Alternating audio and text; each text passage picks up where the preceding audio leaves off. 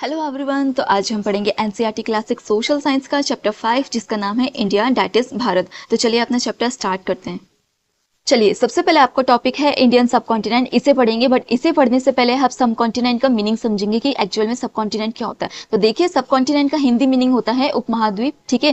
यानी कि इसका अर्थ है कि जो कॉन्टिनेंट्स होते हैं, ठीक है, हमारे पूरी अर्थ में 7 कॉन्टिनेंट्स हैं, ठीक है। इसके ऊपर मैंने एक वीडियो ऑलरेडी बना चुकी हूँ चैप्टर 2 ओशियन एंड कॉन्टिनेंट्स में, आप जाकर देख सकते हैं। मैं डिस्क्रिप्शन में लिंक शेयर कर दूंगी।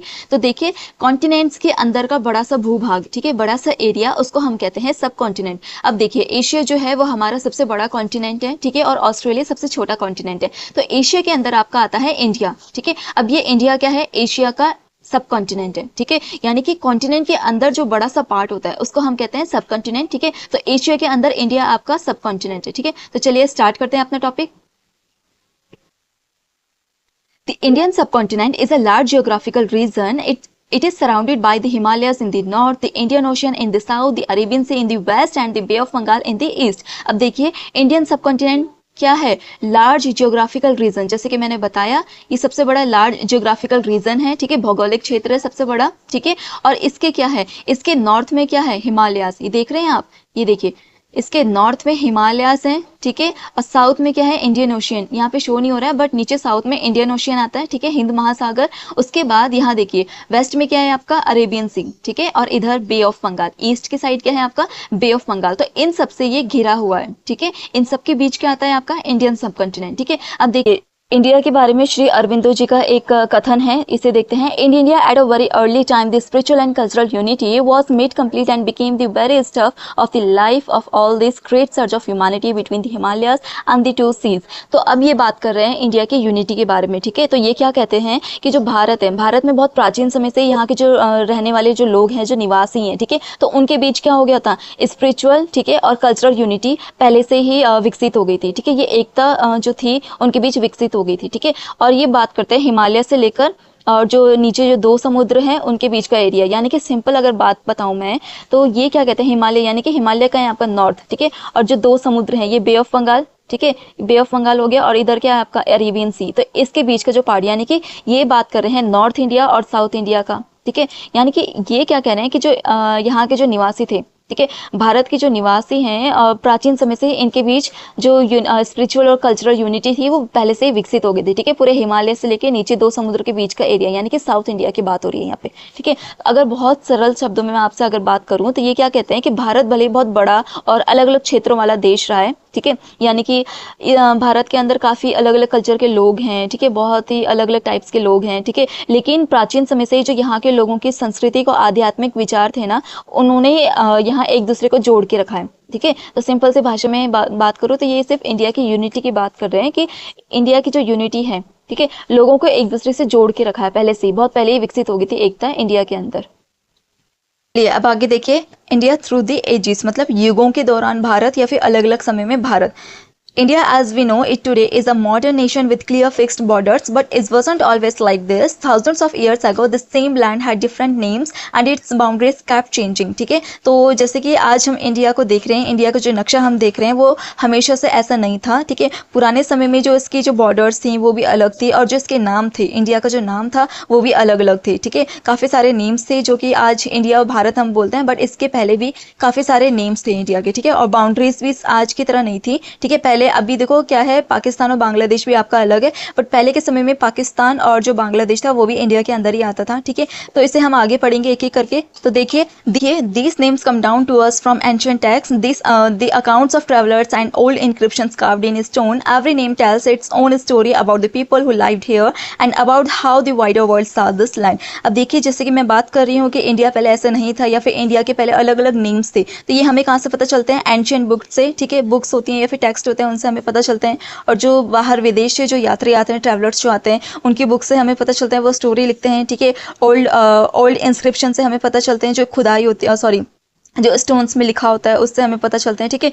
तो जो भी ये हर जितने भी नाम दिए गए हैं इंडिया के, जो पहले लोगों ने दिए थे, तो उनकी एक अपनी एक अलग स्टोरी है, ठीक है। वहाँ के जो लोग हैं उनकी अलग से स्टोरी, उनके बारे में जो थी अलग से रहन सहन उनके बारे में बताता है, ठीक है। समय क्या था, कौन लोग रहा करते थे, वो बताता है, ठीक है। दुनिया के दूसरे लोग इस भूमि को यानी कि भारत को कैसे देखते थे, ठीक है। तो ये सारा हमें कैसे पता चलता है, इंडियन टेक्स्ट और जो ट्रैवलर के अकाउंट्स के थ्रू हमें पता चलता है, इंस्क्रिप्शंस के थ्रू पता चलता है। तो यही हम सब आगे पढ़ेंगे। तो चलिए अब आगे देखते हैं।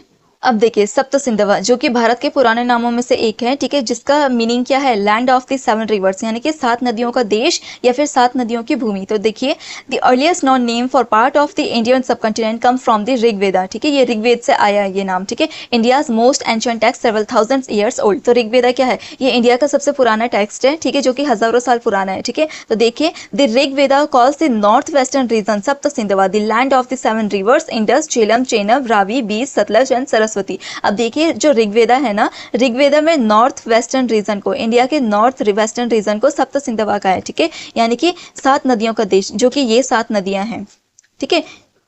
देखिए ये गुजरात है ना, गुजरात का पार्ट, तो गुजरात के ऊपर का पार्ट ये वेस्ट और नॉर्थ का पार्ट हो गया है, ठीक है। तो ये देखिए ये 7 नदियां जो है इसी के नाम पे इन्होंने सप्त सिंधवा का है। सप्त मतलब 7, ठीक है, और सिंधवा मतलब क्या होता है, सिंधु मतलब सिंधु नदी से ही जुड़ा है। तो देखिए कौन सी 7 नदियां हैं, इंडस है, झेलम, चेनाब, रावी, बीस, सतलज एंड सरस्वती, ठीक है। तो इन 7 नदियों के नाम पर ही इस पूरे लैंड को यानी कि नॉर्थ वेस्टर्न रीजन को सप्त सिंधवा का है, ठीक है। अभी देखिए द वर्ड सिंधवा, सप्त का मतलब क्या हो गया, 7, ठीक है, सप्त का मतलब क्या हो गया, 7। अब देखो सिंधवा का मतलब क्या होता है, सिंधवा कम्स फ्रॉम सिंधु, ठीक है, Sindhu the ancient name for the Indus river. अब जो यहाँ पे मैंने इंडस रिवर बताई है ना, ठीक है, तो इंडस रिवर को ही हिंदी में आप सिंधु बोलते हैं, ठीक है। तो सिंधु से ही सिंधवा बन गया, ठीक है। तो देखिए new word Sindhu the river we know call the Indus, ठीक है। तो सिंधु का मतलब इंडस रिवर, ठीक है। तो यहाँ पे इंडस रिवर की बात करते हैं जिसको हम सिंधु भी बोलते हैं हिंदी में, और सिंधु से ही नाम बना सिंधवा, ठीक है। तो यानी कि सप्त सिंधवा, ठीक है, यानी कि इसमें से एक रिवर इंडस है ना, तो इंडस के साथ बाकी की जो 6 नदियां हैं इन सबको मिलाकर बन गया सप्त सिंधवा, ठीक है। अब देखिए मानी of India's old names come from this one river name, ठीक है। तो जितने भी अब आगे इंडिया के आप नाम पढ़ेंगे उनमें से आधे से ज्यादा जितने भी नाम है वो सारे सिंधु नदी से जुड़े हैं, इंडस रिवर से जुड़े हैं, ठीक है। अब एक और चीज देखिए, the Rigveda is a collection of hymns and prayers composed and passed down the memory long before writing was common, making it one of the oldest survival text in the world. अब देखिए जो आपकी जो ऋग्वेदा है, ठीक है, तो ऋग्वेदा क्या है, बहुत एंशिएंट टेक्स्ट है, जैसे कि यहाँ पे मैंने बता दिया था एंशिएंट टेक्स्ट है, ठीक है। तो ये क्या है, मंत्रों और प्रार्थना जो भी है, ठीक है, जो हमारे हिंदू धर्म में मंत्र और जितने भी प्रेयर्स होती हैं, प्रार्थना होती है, तो उन सब का क्या है, एक composed and passed down the memory, मतलब बहुत ज़्यादा एक पूरा संग्रह है, ठीक है, इन सब का एक संग्रह है, ठीक है। इन्हें लिखने की परंपरा आम होने से बहुत पहले के जो लोग थे वो इनको याद करते हैं और पीढ़ी से पीढ़ी पहुँचाते हैं, ठीक है। तो ये है collection of hymns and prayers, ठीक है, मंत्र और प्रार्थनाओं की कलेक्शन की जो बुक है, कौन, ऋग्वेदा, ठीक है। तो इसी के थ्रू जो हम सनातन धर्म में बहुत पुराने टाइम से ही ये मंत्र और ये प्रेयर्स आगे पीढ़ी दर पीढ़ी पहुंचाई जा रही है, ठीक है। तो चलिए अब आगे देखते हैं। चलिए अब देखिए भारतवर्ष एंड जम्बू द्वीप, तो ये 2 नाम भी इंडिया के पहले के नाम है, प्राचीन नाम है, ठीक है। तो चलिए देखते हैं। सबसे पहले देखिए Bharatvarsh, so Bharat first appears in the Rigveda, Rigveda मैंने बताया था एंशिएंट टेक्स्ट है, ठीक है, naming one of the main Vedic groups of people. तो देखिए भारत या फिर भरत नाम जो है सबसे पहले ऋग्वेद में उल्लेख है इसका, ठीक है। तो ये क्या है, इसमें जो भरत नाम है या फिर भारत नाम है, ठीक है, ये एक वैदिक ग्रुप्स ऑफ पीपल के बेस पे रखा है इन्होंने, ठीक है। उसके बाद देखिए the great epic Mahabharata Pandava और कौरव वाली महाभारत, ठीक है। सो लेटर यूजेस भारतवर्ष, ठीक है, the country of the Bharatas from the entire subcontinent. उसके बाद क्या हुआ, महाभारत में भारतवर्ष शब्द का प्रयोग किया, ठीक है, भारतवर्ष शब्द का यूज हुआ, ठीक है। इसका अर्थ क्या बताया गया, भरतों का देश, ठीक है। भारत का अर्थ क्या बताया गया, द कंट्री ऑफ द भारतास, यानी कि भरतों का देश। तो ये नाम क्या था, भारत के पूरा जो एंटायर सब कंटिनेंट था भारत का, ठीक है, उसमें ये इस्तेमाल हुआ। अब ये नाम कहाँ से आया, तो देखिए Jambudvipa means the islands of the fruit of the jamun tree, ठीक है। तो उस समय पे क्या हुआ करता था कि जो इंडिया था काफी सारे जामुन के ट्री हुआ करते थे, जामुन आपको पता है ना फ्रूट है, ठीक है। तो उस टाइम पे काफी सारे इनके ट्रीज हुआ करते थे, आज भी हैं।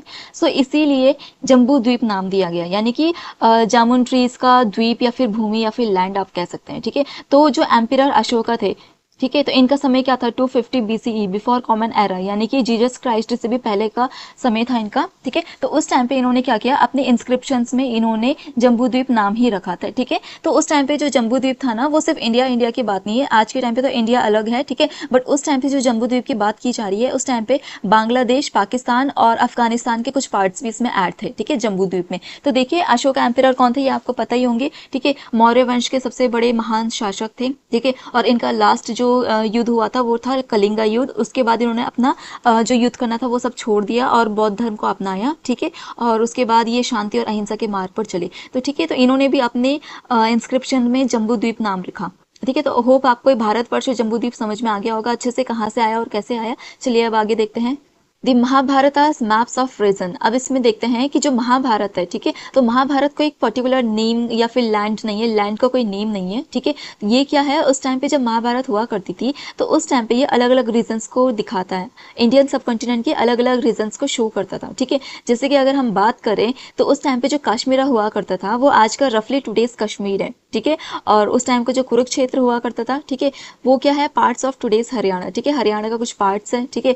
और जो वंगा हुआ करता था उस टाइम पे वो पार्ट्स ऑफ टुडेज बंगाल। ठीक है, आज के जो वेस्ट बंगाल है उसका पार्ट है। ठीक है। और जो प्रयाग ज्योतिषा था, ठीक है, वो रफली टुडेज असम। ठीक है, आसाम का कुछ पार्ट्स है या कुछ हिस्सा था। ठीक है। और जो उस टाइम पे कच्चा था, ठीक है, वो टुडेज का कच्छ है, यानी कि गुजरात में जो कच्छ है वो आज का कच्छ है। ठीक है। केरला, मोर और less today Kerala, sorry today's Kerala. Okay, आज का कुछ केरला, थोड़ा या फिर से थोड़ा सा कम, आज का लगभग मतलब केरला ही था उस टाइम। ठीक है। So these regional names together cover the entire geography of the subcontinent from the north to the far south. ठीक है। तो यानी कि इन सभी क्षेत्रों के जो, इन सभी एरिया के जो नाम है मिलाकर उत्तर से लेके बहुत दक्षिण, बहुत दूर या फिर दक्षिण तक, ठीक है, भारत के उपमहाद्वीप यानी कि इंडियन सब कंटिनेंट के अलग अलग हिस्सों को दर्शाता है महाभारत का ये टाइम। ठीक है। चलिए अब आगे देखते हैं।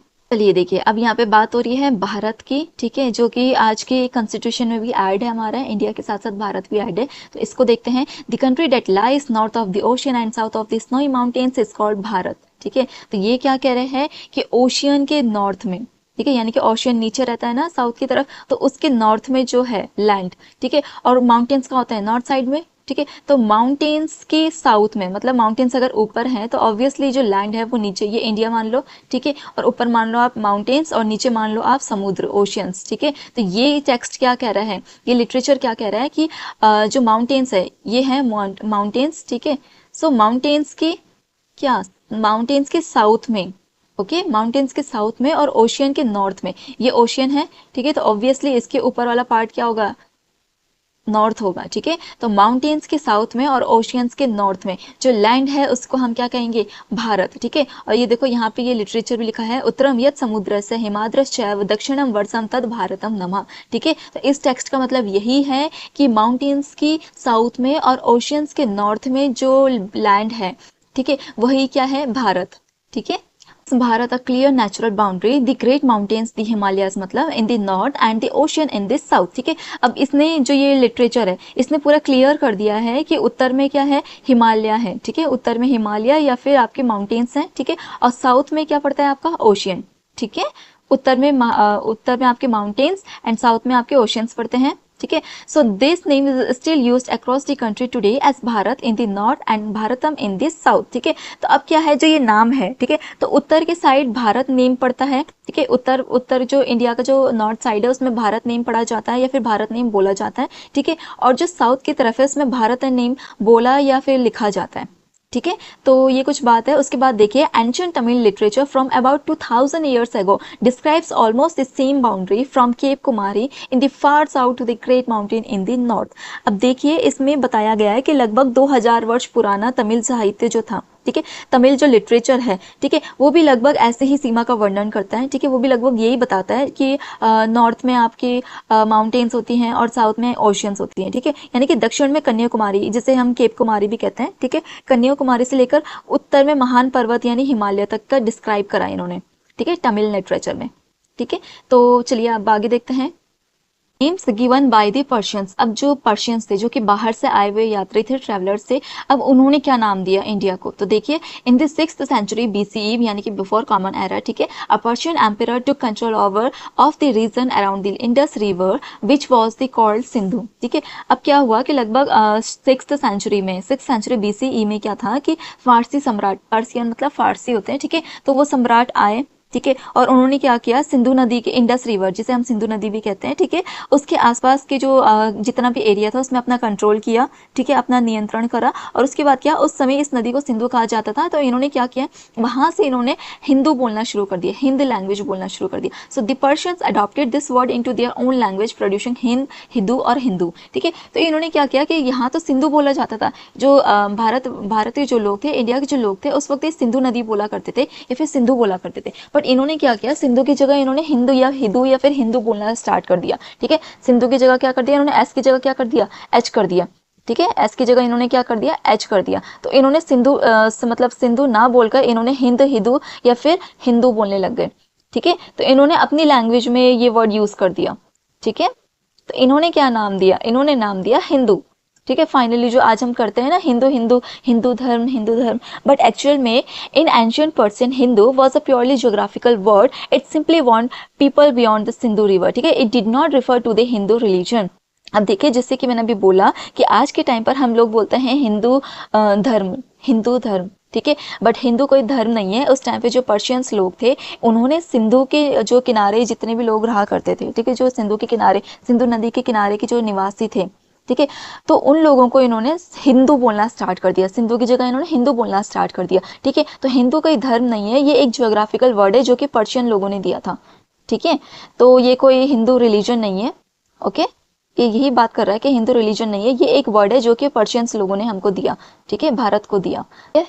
अब देखिए, हिंदुस्तान नाम कहाँ से आया? ठीक है, where did Hindustan come from? So the name Hindustan first appeared in a Persian inscriptions about 1800 years ago. अब यहाँ पे क्या बोला जा रहा है कि जो हिंदुस्तान नेम है भारत का, ठीक है, इंडिया का जो नाम है हिंदुस्तान, वो कहाँ से आया?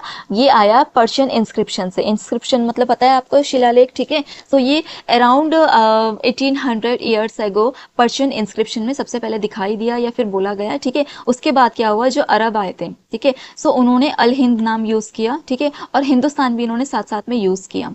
ठीक है, इंडिया के लिए इन्होंने अल हिंद या फिर हिंदुस्तान दोनों नाम यूज किए। ठीक है, उसके बाद क्या हुआ, over time Hindustan became a commonly used term to describe the Indian subcontinent and their wider region. उसके बाद क्या हुआ कि जो हिंदुस्तान है, हिंदुस्तान नाम ही जो है काफी सारे इंडियन सबकॉन्टिनेंट के लिए यूज होने लगा। ठीक है, उस और मतलब इंडिया का जो नाम है उसको इंडिया तो उस टाइम पे था नहीं, उस टाइम पे हिंदुस्तान बोला गया। ठीक है, तो हिंदुस्तान वर्ड काफी ज्यादा यूज होने लगा। ठीक है, आसपास के जो बड़े देश थे या फिर क्षेत्र थे, एरिया जितने भी थे, तो मतलब आम नाम बन गया। ठीक है, हिंदुस्तान उस टाइम पे क्या था, कॉमन नेम बन गया उस टाइम पे। ठीक है, so the term was used by many foreign travellers and invaders in their writings about India. अब इस टाइम पे क्या हुआ था, जो फॉरेन ट्रैवलर्स भी आते थे उस टाइम पर, ठीक है, तो उन्होंने भी हिंदुस्तान नाम ही यूज किया, क्योंकि ये काफी ज्यादा फैल गया था उस टाइम पर। ठीक है, अल हिंद तो काफी कम फैला, बट जो हिंदुस्तान था ये काफी ज्यादा इंडियन पूरे सब कॉन्टिनेंट में फैल गया। ठीक है, और इसी नाम से, हिंदुस्तान नेम से ही ये जानने लगा। तो जो फॉरेन ट्रैवलर्स आते थे वो भी हिंदुस्तान बोलते थे, और जो इन्वेडर्स आते थे,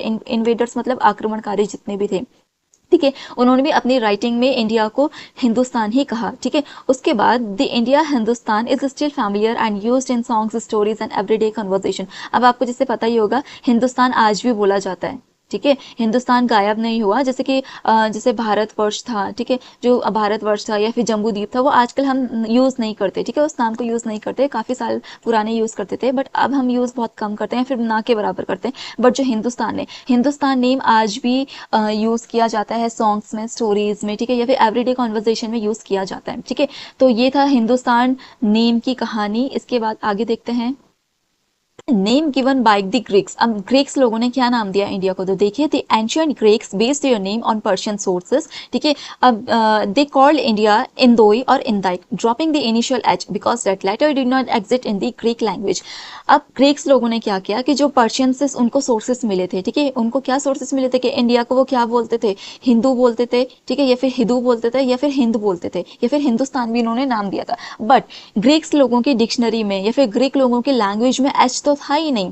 ठीक है। तो इसलिए उन्होंने क्या किया कि उन्होंने इंदोई या फिर इंदाइक नाम दे दिया इंडिया को, ठीक है। उन्होंने जो हिंदू का जो एच था स्टार्ट का, ठीक है, उनको उन्होंने रिमूव कर दिया, उन्होंने हटा दिया उसको, और उसके बाद इन्होंने नाम क्या दिया, इंदोई या फिर इंदाइक नाम दे दिया इन्होंने, ठीक है। तो उसके बाद in fact it was the Greek historian Herodotus who first use the name India, ठीक है। और जो इंडिया नेम है ना भारत का आज के टाइम पे जो यूज किया जाता है, वो फर्स्ट जो ग्रीक हिस्टोरियन थे हेरोडोट्स, उन्होंने पहले ही ये यूज कर लिया था अपनी डायरी में, अपनी नोट्स में, ठीक है। पहले ही इन्होंने इंडिया यूज कर दिया था। तो ठीक है, तो ये था ग्रीक्स लोगों के द्वारा दिया गया नाम इंडिया को, इंदोई, इंडाइक या फिर इंडिया भी इन्होंने यूज हो गया था पहले हेरोडोट्स के द्वारा, ठीक है। चलिए अब आगे देखते हैं। अब देखिए name given by the Chinese. अब चाइनीज लोगों ने इंडिया को क्या नाम दिया। सो देखिए the Chinese also trace their name back to Sindhu through the path Sindhu, Hindu, Indu, Yindu calling India, Hindu और यिंदू, ठीक है। अब देखिए चाइनीज लोगों ने भी सिंधु के बेस पे ही नाम दिया। सिंधु मतलब पहले सिंधु बोला करते थे, ठीक है। फिर उसके बाद पर्शियन आए, तो जो सिंधु किनारे जो लोग रहा करते थे उनको इन्होंने सिंधु की जगह हिंदू बोलना शुरू किया, ठीक है। यानी हिंदू मतलब सिंधु नदी के किनारे बसे हुए लोग, ठीक है। उसके बाद जो आपके ग्रीक्स आए थे उन्होंने एच को रिमूव कर दिया, क्योंकि उनके लैंग्वेज में एच था ही नहीं, उनकी जगह उन्होंने इंदू नाम दे दिया, इंदोई या फिर इंदाइक नाम दे दिया, ठीक है। उसके बाद जब चाइनीस आए तो चाइनीस ने भी इसी बेसिस पे चले और उन्होंने यिंदू नाम दिया, ठीक है, यिंदू या फिर यिंतु, ठीक है। क्या नाम दिया उन्होंने, यिंदू या फिर यिंतु, ठीक है। और उन्होंने एक और नाम दिया जो कि था जियांजो, ठीक है। इसका मतलब है हेवनली मास्टर। अब हेवनली मास्टर मतलब स्वर्गीय गुरु, ठीक है, या फिर आप कह सकते हैं कि आदरणीय गुरु या फिर स्वर्गीय गुरु या फिर आकाशीय गुरु, ठीक है। मतलब एक आपका एक गुरु के प्रति काफी सम्मान है इसमें, ठीक है। Showing the deep respect the ancient Chinese had for India as the land of Buddha, क्योंकि ये भगवान लॉर्ड बुद्धा जी के काफी ज्यादा मानते हैं, ठीक है। जो चाइनीज लोग थे वो बुद्धा जी को काफी मानते हैं, और वो मानते थे कि लैंड ऑफ बुद्धा है इंडिया, जो है वो लैंड ऑफ बुद्धा है। क्यों? क्योंकि उनको ज्ञान की प्राप्ति भी यहीं से हुई, ठीक है। उनको ज्ञान प्राप्ति भी यहीं से हुई, उन्होंने काफी प्रचार प्रसार भी इंडिया से ही किया था, ठीक है, बुद्ध भगवान जी ने। सो इसी वजह से वो एक रिस्पेक्ट शो करते हैं जियांजू के नेम से, ठीक है। चलिए अब देखिए ज़ुआनज़ैंग, जो कि फेमस ट्रैवलर थे चाइना के, ठीक है। तो Xuanzang was a Chinese traveller who came to India in the 7th century CE, ठीक है। तो ये कब आए थे? ये चाइना के ट्रैवलर थे, ठीक है, चाइनीज ट्रैवलर थे, और ये 7th सेंचुरी सीई यानी कि कॉमन एरा, मतलब जीसस क्राइस्ट जी के बर्थ के बाद ये आए थे, ठीक है, इंडिया 7th सेंचुरी में। उसके बाद he visited many parts of India, met scholars and collected Buddhist texts. After 17 years, he returned to the China and translated the manuscripts he had brought back from Sanskrit into Chinese. उसके बाद क्या हुआ कि ये काफी सारे जो यहाँ के विद्वान लोग थे, ठीक है, उनसे मिले, ठीक है। उसके बाद बौद्ध ग्रंथों को इन्होंने इकट्ठा किया, और लगभग 17 साल बाद ये वापस चाइना चले गए, ठीक है। और जब ये चाइना वापस गए तो जितने भी यहाँ बौद्ध ग्रंथ लिखे हुए थे संस्कृत में, उनको इन्होंने चाइना में ट्रांसलेट कर दिया, चाइनीज लैंग्वेज में इन्होंने ट्रांसलेट कर दिया, ठीक है। उसके बाद ही refer to India as Hindu in his writings. और जब इन्होंने अपना संस्कृत से चाइनीज में ट्रांसलेट करा, इंडिया के बारे में जितना भी इन्होंने राइटिंग लिखी, तो इन्होंने इंडिया की जगह इन्होंने हिंदू नाम दिया, ठीक है। इंडिया को इन्होंने क्या नाम दिया? हिंदू। तो जो हिंदू नाम इससे पहले अभी हमने पढ़ा था, वो जो हिंदू नाम था वो इन्होंने जो ज़ुआनज़ैंग थे इन्होंने नाम दिया, ठीक है। Xuanzang detail writing about India are one of the most valuable historical sources we have about life in India 1400 years ago. उन्होंने जो भारत के बारे में विस्तार से लिखा, ठीक है, उनके ये लेख हमें 1400 साल पहले भी भारत के जीवन को परिस्थितियों के बारे में जानकारी देते हैं, ठीक है। इनके जो लेख हैं, इनकी जो राइटिंग्स हैं, ठीक है, ये 14 ईयर्स अगो भी जो भारत है उसके बारे में, भारत की जो परिस्थिति कैसे थी उस टाइम पे, उनका जीवन कैसे था, उसके बारे में जानकारी देते हैं, ठीक है। तो ये एक काफ़ी इंपॉर्टेंट सोर्सेस जो स्रोत हैं, जो राइटिंग्स हैं, उनके काफ़ी ज़्यादा इंपॉर्टेंट राइटिंग्स में से एक माने जाते हैं, ठीक है, इनकी जो राइटिंग है। चलिए अब देखिए the British and the name India. अब ब्रिटिश और इंडिया का क्या कनेक्शन है देखते हैं, इंडिया नेम का क्या कनेक्शन है। So during British rule the name India continue to be widely used and become more popular. अब जब ब्रिटिश शासन हुआ, ठीक है, ब्रिटिश लोगों का जब रूल हुआ, तो इन्होंने इंडिया नेम को काफ़ी पॉपुलर यूज़ किया और उन्होंने इंडिया नेम को ही कंटिन्यू किया, ठीक है। However the name India was not introduced by the British, it had already been in use for many centuries before their arrival. जैसे कि मैंने पहले भी बताया, जो हेरोडोट से ग्रीक हिस्टोरियन थे, इन्होंने इंडिया नाम पहले ही बोल दिया था, पहले ही बता दिया था, ठीक है। सो उन्होंने इसी इंडिया नेम को इन्होंने जो ब्रिटिश जो थे, ठीक है, इन्होंने इंडिया को ही कंटिन्यू किया, ठीक है। The British used the name India in official records, maps and administration, helping to popularise it further, ठीक है। अभी इन्होंने क्या किया कि जैसे हेरोडोट्स ने पहले इंडिया नाम दे दिया था, ठीक है, तो उन्होंने इंडिया को ही कंटिन्यू किया, और उसके बाद इन्होंने इंडिया को ऑफिशियल नेम बना दिया अपने ऑफिशियल रिकॉर्ड्स, मैप्स और एडमिनिस्ट्रेशन, ठीक है, helping to popularise it further, ठीक है। यानी कि इन्होंने अपनी पॉपुलर होने के लिए, ठीक है, या फिर मैप्स में या फिर ऑफिशियल रिकॉर्ड्स या फिर अपने शासन काल में जितना भी इन्होंने शासन जो इन्होंने अपने प्रशासन काल में या फिर जो भी थे इनके, ठीक है, इन सब में इन्होंने इंडिया नाम ही यूज़ किया, ठीक है। इन्होंने ना कोई भारतवर्ष यूज़ किया, ना कोई जम्बू द्वीप यूज़ किया या फिर श्वानजू, ऐसा कोई भी नाम यूज़ नहीं किया, सिर्फ इन्होंने क्या नाम यूज़ किया, इंडिया, ठीक है। Thus the name India has a much older history than the British period. जैसे कि मैंने पहले भी बताया, इंडिया ब्रिटिश काल से भी पहले का नाम है, ठीक है। इंडिया की काफ़ी लंबी हिस्ट्री है, इस नेम की काफ़ी लंबी हिस्ट्री है, ठीक है। तो ये था इंडिया का पॉपुलराइज ब्रिटिश लोगों ने किया, ठीक है। चलिए अब आगे देखिए, ट्रैवलर्स कम टू इंडिया। अब देखिए जैसे कि अभी हमने इंडिया के नेम्स के बारे में बात की कि अलग अलग विदेशी आए थे, ठीक है, ग्रीक्स आए थे और पर्शियंस आए थे, आपके चाइनीज आए थे, ब्रिटिश आए थे, काफ़ी सारे काफ़ी सारे ट्रैवलर्स आए थे, अलग अलग देश से आए थे, बट ये इन्होंने आके अलग अलग इंडिया को नाम दिए, बट ये आए क्यों, इंडिया में क्यों आए? तो देखिए, over thousands of years people from many lands travel to India and wrote about what they saw they came for different reasons, ठीक है। सो अब ना हजारों वर्षों से अनेक देशों के लोग या फिर जैसे कि मैंने बोला जितने भी विदेशी होते हैं भारत की यात्रा करते रहे हैं, ठीक है, और आज भी करते हैं, ठीक है। और उन्होंने जो यहाँ जो देखा उनके बारे में उन्होंने लिखा, ठीक है। तो वो किस किस कारण से भारत आए, चलिए देखते हैं। पिलग्रिमेज एंड स्पिरिचुअलिटी, मतलब तीर्थ यात्रा के लिए या फिर आध्यात्मिक के लिए, यानी कि India was the birth place of Hinduism, Buddhism and Jainism. Travellers came to visit sacred sites, मतलब जो इंडिया है, ठीक है, तो ये क्या हिंदू धर्म, बौद्ध धर्म या फिर जैन धर्म की जन्मभूमि रहा है पहले से ही, ठीक है। जैसे कि महावीर जी आपको पता होगा, लॉर्ड बुद्धा जी आपको पता होगा, और हिंदू धर्म में तो आपको पता ही होगा शिव भगवान जी, गणेशा भगवान जी, काफ़ी सारे भगवान जी हैं, तो ये इन सब की जन्मभूमि रहा है, ठीक है। इसलिए यहाँ यात्रा के लिए पवित्र स्थल के रूप में, ठीक है, पूजा करने के लिए लोग आते हैं, काफ़ी दूर दूर से यात्रा करने आते हैं, ठीक है, तीर्थ स्थानों में। उसके बाद कल्चरल एक्सचेंज, ठीक है। कल्चरल एक्सचेंज में क्या होता है, artist, musicians and writer came to experience India's vibrant art, architecture and literature, ठीक है। उसके बाद क्या है, कल्चरल एक्सचेंज मतलब क्या होता है, सांस्कृतिक आदान या फिर प्रदान, एक्सचेंज मतलब आदान प्रदान, ठीक है। सो यहाँ पे क्या होता है, कलाकार, संगीतकार और लेखक भारत की जीवंत कला यानी कि वास्तुकला और साहित्य का अनुभव करने यहाँ आते हैं, ठीक है, कि यहाँ की आर्टिस्ट कैसे हैं, म्यूजिशियंस, राइटर्स, इन सब का एक्सपीरियंस लेने यहाँ आते हैं, ठीक है। उसके बाद देखिए कंक्यूस्ट एंड एम्पायर्स। अब यहाँ पे क्या होता है, विजय और साम्राज्य, मतलब some came as part of military expeditions driven by the desires for power, land and wealth, ठीक है। और कुछ कुछ लोग क्या करने आते हैं यहाँ, सैन्य क्या बोलते हैं उसको शुद्ध हिंदी में बोले तो सैन्य अभियानों का हिस्सा बनकर आते हैं, ठीक है, सैनिक बन के आते हैं, ठीक है। उनका उद्देश्य क्या होता है, शक्ति, भूमि या फिर धन प्राप्त करना, ठीक है। जैसे कि जितने भी इन्वेडर्स होते हैं, जितने भी आक्रमणकारी आए थे, वो किस उद्देश्य से आए थे, इसी उद्देश्य से आए थे ना कि यहाँ लैंड, पावर, वेल्थ सब कुछ मिलेगा, ठीक है, तो हम हमला कर देंगे और अपने कब्जे में ले लेंगे, ठीक है। तो ये कुछ रीजन है कि जो बाहर के ट्रेवलर्स आते हैं। So every visitors writings whether pilgrim, artist और conqueror became another source that helps us understand India's past, ठीक है।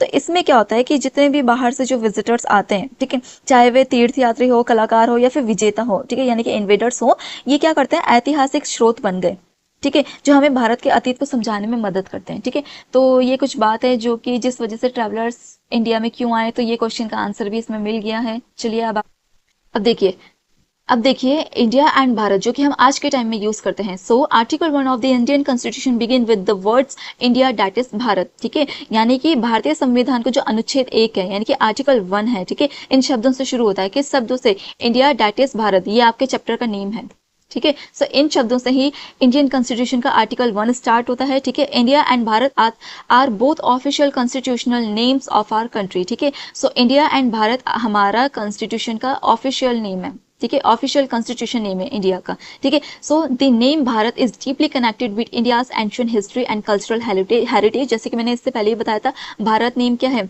इसमें बोला गया कि भारत नेम डीपली कनेक्टेड है, ठीक है, इंडिया के एंशिएंट हिस्ट्री से और कल्चरल हेरिटेज से, ठीक है। उसके बाद the name India is also officially recognised and used throughout the constitution, ठीक है। और जो इंडिया नेम है, ठीक है, इसको ऑफिशियली रिकॉग्नाइज्ड किया है, ठीक है, ऑफिशियली ये आधिकारिक रूप से अपनाया गया है इस नेम को, ठीक है, इंडिया को, ठीक है। सो thus India and Bharat refer to the same nation, one country with two constitutional names, मतलब इस प्रकार इंडिया और जो भारत है, ठीक है, ये एक राष्ट्र को दर्शाते हैं, ठीक है, एक देश को दर्शाते हैं जिसमें दो संवैधानिक नेम है, ठीक है, यानी कि एक देश है लेकिन उसका दो अलग अलग कॉन्स्टिट्यूशनल नेम्स है जो कि इंडिया और भारत है, ठीक है। चलिए अब देखिए India that is Bharat, India that is Bharat our constitution. So देखिए the Indian constitution which was first written in English uses the phrase India that is Bharat. ठीक है, जैसे कि अभी मैंने पहले बताया आर्टिकल 1 में ही, इंडियन कॉन्स्टिट्यूशन के आर्टिकल 1 में ही ये लिखा हुआ है इंडिया दैट इज भारत। ठीक है, ये फ्रेज या फिर ये लाइन्स लिखी हुई है। ठीक है, उसके बाद इसका हिंदी वर्जन क्या है? इसका हिंदी वर्जन है भारत अर्थात इंडिया। ठीक है, इसका हिंदी वर्जन क्या है? भारत अर्थात India. So the constitution of India came into force in the year 1950। So constitution कब अपनाया गया? 1950 में ये कॉन्स्टिट्यूशन अपनाया गया। ठीक है, और उसी में आर्टिकल 1 में ये फ्रेज लिखा हुआ जिसका हिंदी वर्जन है भारत अर्थात इंडिया। दिस वन सेंटेंस, अब देखिए, this one sentence links India's most ancient identity Bharat directly to its modern names India and the nation's most important document. अब देखो ये जो जो ये फ्रेज है ना, सेंटेंस जो है इंडिया दैट इज भारत, तो ये क्या कर रहा है? इंडिया को, सॉरी, जो पुराना भारत है, प्राचीन नेम जो है भारत, ठीक है, तो भारत को यानी कि पुराने भारत को आज के इंडिया से डायरेक्ट कनेक्ट कर रहा है, सीधे जोड़ रहा है, यानी कि पुराने भारत को आज के आधुनिक भारत से डायरेक्ट जोड़ रहा है। ठीक है, भारत क्या था? प्राचीन नाम था, और इंडिया क्या है? आधुनिक नाम है। ठीक है, तो ये क्या कर रहा है? इंडिया, भारत को इंडिया से डायरेक्ट कनेक्ट कर रहा है। ठीक है, तो इससे हमें पुरानी सभ्यता से लेकर आधुनिक इंडिया तक ये हमें पूरा जो है पूरा बताता है हिस्ट्री। ठीक है, पुराने से लेकर आज के आधुनिक इंडिया के बारे में पूरा बताता है। ठीक है,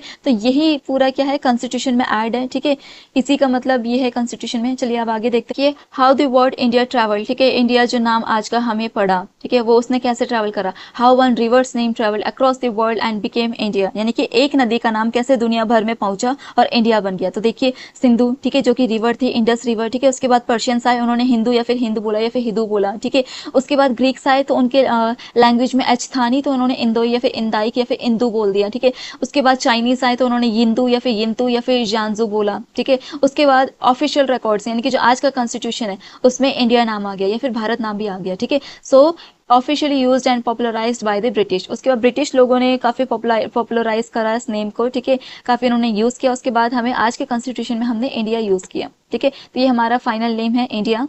ठीक है, जो कि हम आज भी यूज़ करते हैं, इंडिया, भारत या फिर हिंदुस्तान भी हम कभी कभी यूज़ कर लेते हैं। ठीक है, सो देखिए, one reverse name Sindhu travel across languages and gradually became India in English, यानी कि एक नदी का नाम सिंधु, ठीक है, अलग अलग भाषाओं से गुजरते हुए बदलता गया। ठीक है, और अंत में क्या हो गया? इंडिया बन गया, इंग्लिश में इंडिया आ गया। ठीक है, सो ये था आपका इंडिया का नाम जो कि ट्रेवल हुआ सिंधु से। चलिए अब देखिए how do we define India today. अब हमें इंडिया नाम मिल गया। ठीक है, तो आज का इंडिया कैसा है? देखिए, India is vast and diverse country in south Asia. ठीक है, एशिया कॉन्टिनेंट के अंदर इंडिया आता है, साउथ एशिया की तरफ पड़ता है। ठीक है, and the 7th largest country in the world by land area, home to more than a billion peoples. ठीक है, अब ये क्या है? 7th लार्जेस्ट कंट्री है पूरे वर्ल्ड में। ठीक है, लैंड एरिया की बात करें तो लैंड के अकॉर्डिंग ये 7th लार्जेस्ट कंट्री है। ठीक है, काफ़ी सारे लोग इसमें रहते हैं, बिलियंस लोग रहते हैं। ठीक है, आर नेबर्स, अब हमारे यानी कि इंडिया के जो नेबर्स हैं वो कौन कौन से हैं? पाकिस्तान, ठीक है, ये आप देख सकते हैं, यहाँ पे पाकिस्तान है। उसके बाद चाइना और नेपाल। ठीक है, सो ये देखिए चाइना, ये नेपाल हो गया आपका। ठीक है, उसके बाद देखिए ये भूटान भी है आपका यहाँ पे, ये देखिए। ठीक है, उसके बाद क्या है? बांग्लादेश एंड म्यांमार, ये आप देख सकते हैं, ये देखिए म्यांमार, ये बांग्लादेश हो गया आपका। ठीक है, and south the Indian ocean, south की साइड क्या है? ये आपका इंडियन ओशियन आ गया। ठीक है, ये आप देख रहे हैं साउथ की तरफ Indian ocean with the Arabian sea west में, ये देखिए ये वेस्ट में आपका अरेबियन सी आ गया। ठीक है, और ये देखिए and bay of Bengal east में। ठीक है, तो ये क्या हो गया आपका? बे ऑफ बंगाल ईस्ट में आ गया।